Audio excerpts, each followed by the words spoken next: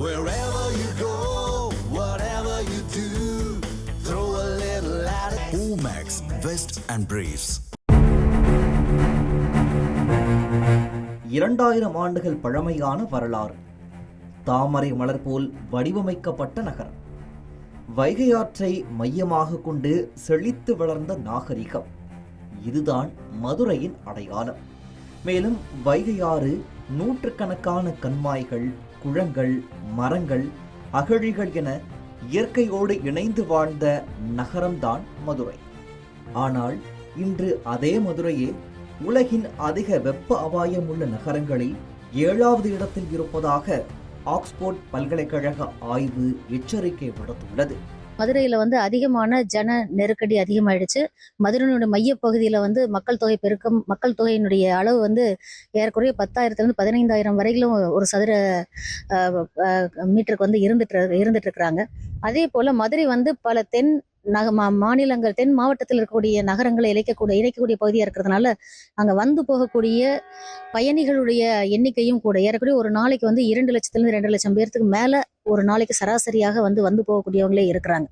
So அப்படி பார்க்குற போது இவங்களுக்கு எல்லாம் தேவையான நீர் தேவைகள், இவங்களுக்கு தேவையான வசதிகள், வாகனங்கள், இவைகள் எல்லாமே அதிகமாக இருக்கிறது தற்போதைய நிலையில். ஸோ இந்த நிலையில் இன்னும் முக்கியமாக பார்க்க வேண்டியது என்னென்னா, எல்லா நீர்நிலைகள் சார்ந்த நீர்நிலைகளை ஒட்டி இருக்கக்கூடிய பகுதிகளை, அதனுடைய பாசன பகுதிகள் எல்லாம் இன்னைக்கு குடியிருப்பு பகுதிகளாக மாறிடுச்சு. அதனால இந்த நீர்நிலைகளை பாதுகாப்பதற்கான வாய்ப்புகள் இப்போ இல்லை. சஸ்டைனபிள் சிட்டிஸ் அண்ட் சொசைட்டி இதழில் வெளியான இந்த ஆய்வில் வெப்ப பாதிப்பு, மக்கள் பாதிக்கப்படும் தன்மை, அந்த பாதிப்பை சமாளிக்கும் திறன் ஆகிய 3 முக்கிய அம்சங்களின் அடிப்படையில் மதுரை மதிப்பீடு செய்யப்பட்டுள்ளது. குறிப்பாக மக்கள் தொகை அடர்த்தி, பசுமை பரப்பு குறைவு, நீர்நிலைகள் அழிவு, சுகாதார மற்றும் நகர்ப்புற உள்கட்டமைப்பு அழுத்தம், இவை அனைத்தும் சேர்ந்து மதுரையை வெப்ப அபாய நகரமாக மாற்றியுள்ளதாக ஆய்வு சுட்டிக்காட்டுகிறது. நான் ஆட்டோ தான் ஓட்டுறேன். திருச்சியில் இருக்கிறவோட வெயில் பார்த்திங்கன்னா மதுரையில் அதிகமாக இருக்குது. இப்போ நம்ம ஒரு சின்னதாக ஒரு வேலைக்கு கடைக்கு வந்தேன். ஆனால் பார்த்திங்கன்னா ரொம்ப வெக்கையாக இருக்குது. எங்கே தவிர்க்க முடியாமல் ஏதோ நிழல்களில் தேவையான நிழலும் கிடைக்க மாட்டேங்குது. மதுரையில் ரொம்ப மரங்கள் எல்லாம் வெட்டினனால ரொம்ப கஷ்டமாக இருக்குது. உடம்புல பார்த்திங்கன்னா அந்த நீர் சக்தியாக ரொம்ப குறைஞ்சி போகுது. அதனால் நம்ம பார்த்திங்கன்னா இளநீ கிளின்னு குடிக்கலான்னா இளநிலையும் பார்த்திங்கன்னா 100 ரூபா 80 ரூபான்றாங்க. நம்மள மாதிரி ஆட்டோ ஓட்டுற ஆளுங்களால அதுவும் வாங்கி குடிக்க முடியல. ரொம்ப கஷ்டமான ஒரு இது இருக்குது. இப்போ எல்லாம் கேரளாவில் ரொம்ப ரெய்னி சீசன் டைம், ஒரு 20-24 டிகிரி செல்சியஸ் தான் இருக்கும். ஆனால் இங்கே it's like 37, nearly 37, 40 above nearly இருக்குது. So it's very difficult as to bear this heat. ஆனாலும் ஓகே தான், என்ன பண்ண முடியும், வேறு வழியில். கொடை இல்லாமல் வெளியே போகவே முடியாது, சுத்தமாக முடியாது. எஸ்பெஷலி அந்த டெய்லி ஒர்க்கர்ஸ் எல்லாம் இருக்கும்ல, இப்போ கன்ஸ்ட்ரக்ஷன் ஒர்க்கர்ஸ் அந்த மாதிரி இருக்கிறவருக்கெல்லாம் ரொம்ப கஷ்டம்.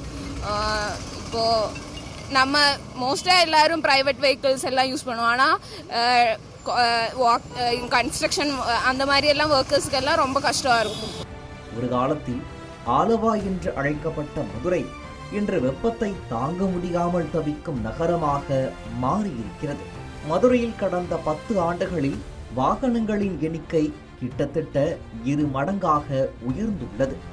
2015இல் சுமார் 12 லட்சமாக இருந்த வாகனங்கள் இன்று 22 லட்சத்தை நெருங்கியுள்ளன.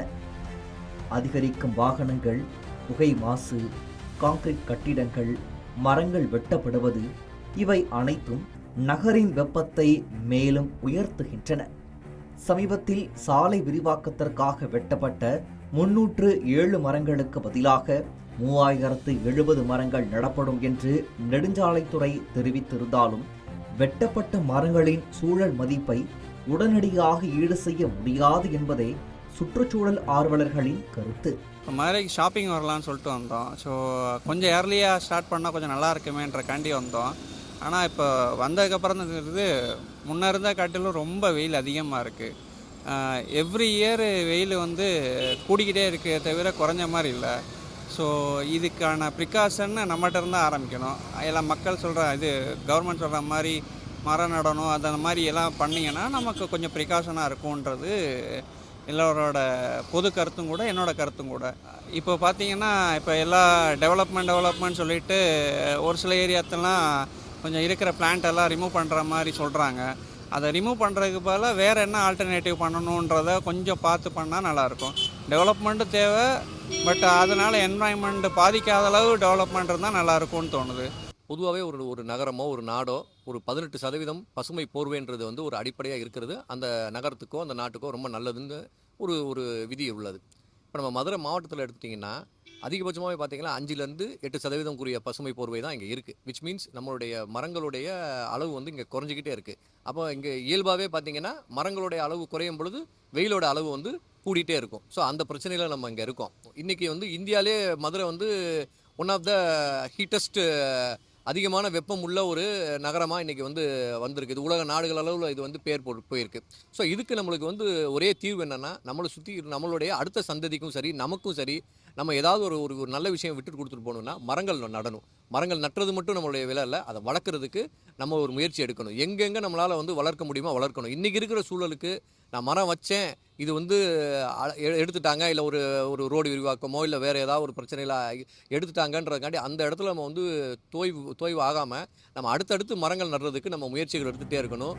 இனியாவது நீர்நிலைகளை மீட்டெடுத்து பசுமையை பெருக்கி வளர்ச்சியும் சுற்றுச்சூழலும் இணைந்து செல்லும் திட்டங்களை செயல்படுத்தினால்தான் மதுரையின் பெருமையையும் அதன் இயற்கை அடையாளத்தையும் மீண்டும் காக்க முடியும் என்பதே சமூக ஆர்வலர்களின் எதிர்பார்ப்பாக உள்ளது.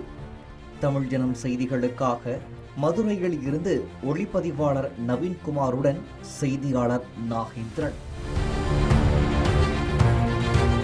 தமிழ் ஜனம் சேனலை சப்ஸ்கிரைப் பண்ணாம பார்த்துட்டு இருந்தீங்கன்னா மறக்காம சப்ஸ்கிரைப் பண்ணிடுங்க.